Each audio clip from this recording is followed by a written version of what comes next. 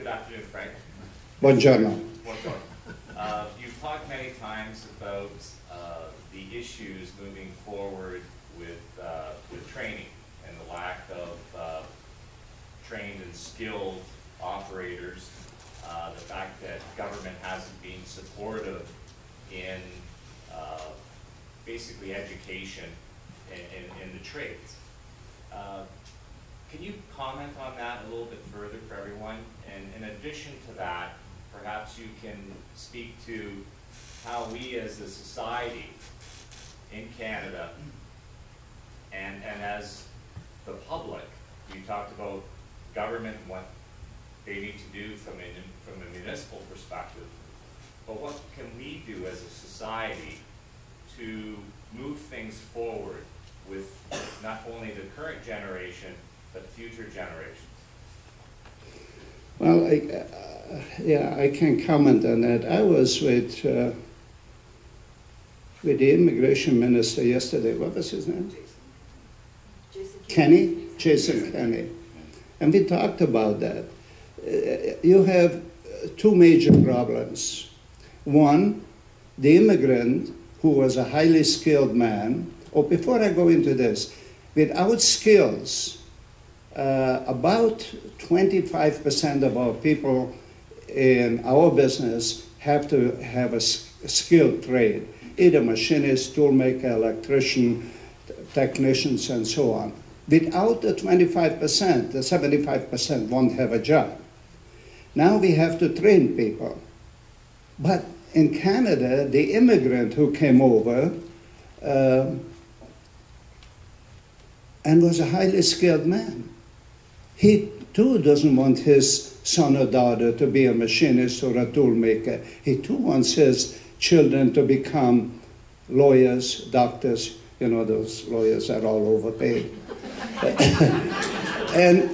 and so there's a shortage there of the young people don't want to learn the trade, and it's our culture.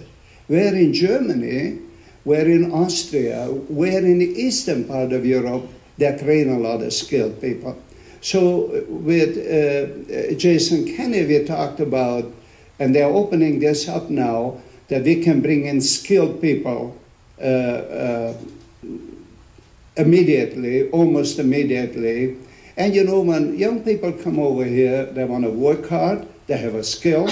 When for every man I bring over or I train here, I can hire 3 other people. And the more skilled we have, the more efficient we are, and the more competitive we are. But our government policy till just recently was wrong. Everybody looked for higher education. Yes, then they come over here with a very high education, but the jobs aren't available. And secondly, in manufacturing, manufacturing, farming, and mining is the only people who produce tangible goods. Without that, none of you will have a job. What are you going to do? Trade dollars to dollars with each other?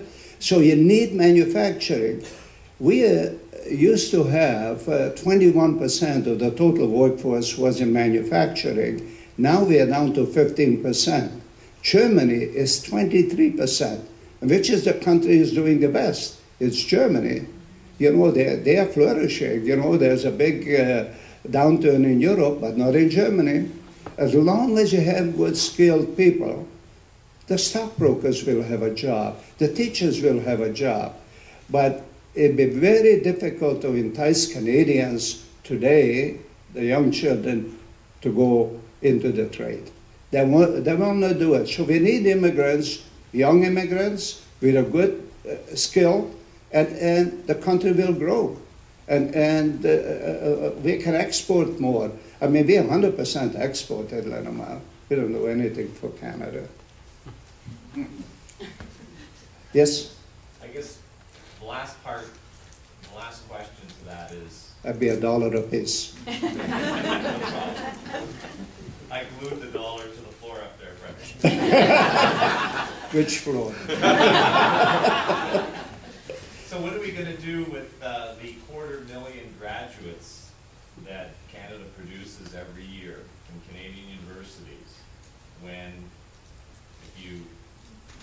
our job numbers last month, I think we produced 55,000 new jobs in the country.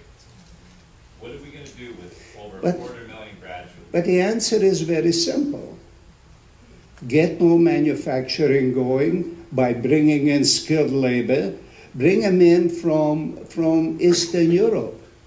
You know, tell me, how many Polish people you see or Hungarians on welfare? They don't, because most of them have a trade. You know, so if you bring in more tradespeople, for every tradesman you bring in, there's 3 other jobs: engineers, accountants, and so on. Can I have an easy question, please? I have a friend visiting from Australia, and he doesn't know what the company makes. What was the first thing that you developed? What I didn't started get the that. company? What was the first thing you made at Linamar, and what do you make now? Well, the first thing we made was oil pump for Ford Motor Company. And from there, we went in very heavily in defense work. And after that, we reverted to automotive work, and also we do a lot of work with Caterpillar, and also we have Skyjack now. So we do about a little over $3 billion now. But what we did, the oil pump we still make, that's interesting, a similar one, not the same.